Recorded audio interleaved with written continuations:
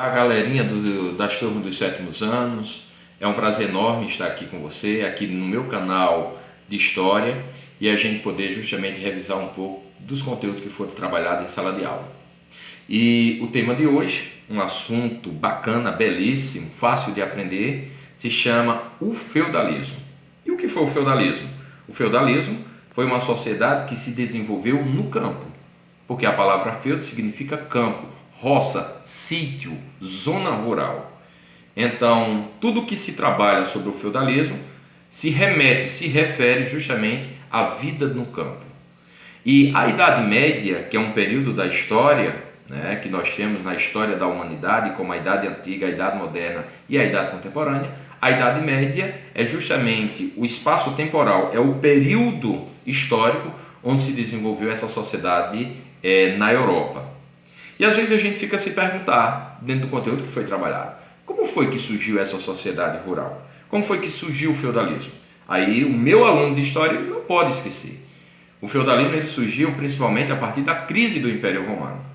O Império Romano, que por muitos e muitos fatores, acabou desaparecendo no ano 476 depois de Cristo, e uma das razões desse desaparecimento foi simplesmente a diminuição do poder político do imperador em virtude do surgimento do cristianismo dentro do Império Romano, em que o mundo cristão passou a não considerar mais a figura do próprio imperador como uma figura divina, né? E além disso, esse crescimento do cristianismo dentro do Império Romano fez com que a Igreja Católica passasse a ser, a partir de então, dentro do Império, a instituição mais rica, recebendo justamente o dízimo dos fiéis cristãos, dos romanos convertidos ao cristianismo, que começaram a deixar de pagar impostos ao imperador. Juntando-se a essa crise política iniciada e motivada pelo aparecimento da Igreja Católica, aí a gente não pode esquecer das famosas invasões bárbaras. Aquelas invasões que acabaram atacando todo o Império Romano. Aí a gente lembra aquele círculo, aquele grande império que era justamente Roma, e que com essa crise financeira não conseguiu mais se sustentar financeiramente e militarmente, possibilitando com que os seus inimigos atacassem o seu território. E esses povos receberam o nome de bárbaros porque não falavam latim, não falavam a língua de Roma, e eles moravam fora do território romano. Então isso daí foi simplesmente a gota d'água que fez com que o Império Romano acabasse desaparecendo, principalmente a parte do Ocidente.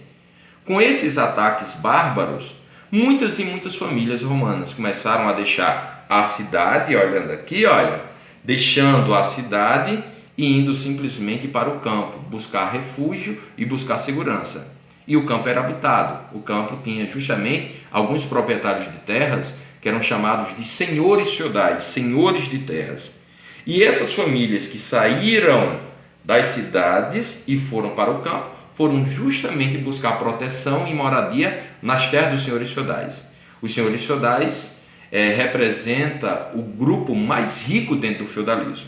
E essas famílias que chegaram em sua propriedade em busca de proteção, elas passaram a ser chamadas de famílias camponesas ou famílias de servos, porque elas teriam agora que servir ao senhor feudal, já que o senhor feudal estava protegendo essa família dos ataques dos povos bárbaros. A gente pode observar aqui na imagem como seria justamente essa sociedade do campo. Essa sociedade do campo. A gente vê aí como era o estilo de vida, a própria moradia do senhor feudal, né? Alguém que tinha bastante posses. Suas obras eram extremamente faraônicas, grandiosas para mostrar seu poder. E ao seu derredor a gente consegue ver algumas vilas, né? Alguns vilarejos, algumas casas mais simples e alguns roçados que representam justamente as terras daquelas famílias que chegaram na terra do próprio senhor feudal em busca de proteção. Aí, a partir desse surgimento do feudalismo, que é essa sociedade justamente rural, começou a haver os primeiros acordos sociais. Esses acordos sociais, o primeiro dele foi chamado de relação civil, que foi um acordo político-social formado entre o senhor feudal e o camponês. O senhor feudal, ele é o dono da terra, e o camponês é o morador que que está ali para servir ao dono da terra, para servir o senhor feudal. Nessa relação servil, o senhor feudal dá o lotinho de terra ao camponês e esse camponês, em troca, terá que pagar vários impostos ao senhor feudal. E aí a gente não pode esquecer, e é bom fazer uma revisada no caderno nosso, certo? Que eram 6 impostos que o camponês tinha que pagar ao senhor feudal. Ele tem que pagar a talha, que era a maior parte da produção, colhida pelo camponês, tinha que ser entregue ao senhor feudal. A gente tinha a banalidade, que era o pagamento pelo uso das ferramentas. Quando o camponês pegava alguma ferramenta do senhor feudal, tinha que pagar ao senhor feudal. A gente tinha a prestação, que era a visita que o senhor feudal fazia na terra do camponês, e aí a estadia, a dormida, a alimentação, tudo era pago pelo camponês. Nós tínhamos a corveia, em que o camponês ele tem que trabalhar todos os dias na semana, sendo que 3 dias na terra do senhor feudal e 4 dias no lotinho de terra que ele havia recebido. A formariagem, que era o pagamento de autorização do matrimônio. O camponês só poderia pagar aos seus filhos, só poderia casar aos seus filhos se pagasse o senhor feudal. E por último, o tuchão de Pedro, que era um pagamento exclusivo para a Igreja Católica, trabalhar nas obras da Igreja Católica, que era uma forma que se acreditava na época de se conseguir justamente a salvação da alma. Aí temos isso daí, o primeiro acordo firmado. O outro acordo firmado recebe o nome de relação de suzerania e vassalagem.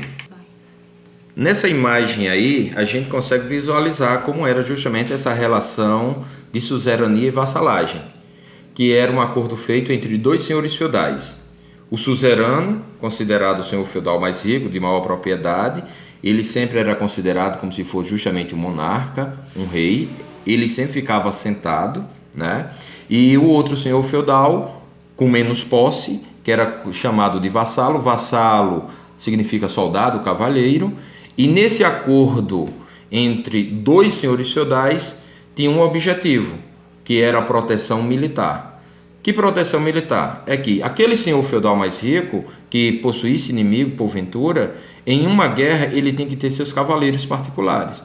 E um dos seus cavaleiros era simplesmente outros senhores feudais de menos posse. E para que esse acordo fosse celebrado, o suzerano, que é esse daqui que está sentado, dava um lote de terra com camponeses dentro a um outro senhor feudal, que é o vassalo, que se põe de joelho, de obediência. E oralmente, sem nada escrito, o vassalo, que é o outro senhor feudal, que recebeu o lote de terra, jura fidelidade militar. Em momentos de guerra, ele estará simplesmente para servir. E aí, a gente não pode esquecer que nessa relação suzerania e vassalagem, a Igreja Católica se fazia presente, que era justamente a presença de Deus e que aquele acordo jamais deveria ser desfeito. Demais, a gente tem a sociedade do feudalismo, geralmente estratificada. Você tem o próprio suzerano, que é o senhor feudal mais rico, você tem o clero, que é a Igreja Católica, você tem o vassalo, que é um outro senhor feudal, que faz a proteção militar ao suzerano, e na base da pirâmide você tem os camponeses, que sustentam toda a sociedade. É uma sociedade rural, ela não é urbana, não há cidade dentro do feudalismo, ela é patriarcal, ou seja, manda o pai, manda o homem, né? E é uma sociedade com pouquíssima mobilidade social. Quem nasce rico é rico, quem nasce pobre morre pobre. E a economia, basicamente, era oriunda da agricultura, né? O que mais se fazia para sobreviver dentro do feudalismo era a agricultura. Além disso, você tinha o escambo, que era a troca de alimentos, e a pecuária, que representava justamente a domesticação de animais, a criação de animais. Então, eu espero que com essa revisão a gente possa recapitular tudo aquilo que foi trabalhado na sala de aula. E depois dessa revisão eu quero que você vá ao texto, faça a leitura e responda em seu caderno aquilo que você entendeu sobre o assunto. Então fica aqui um forte abraço do seu professor e até breve, viu? Valeu!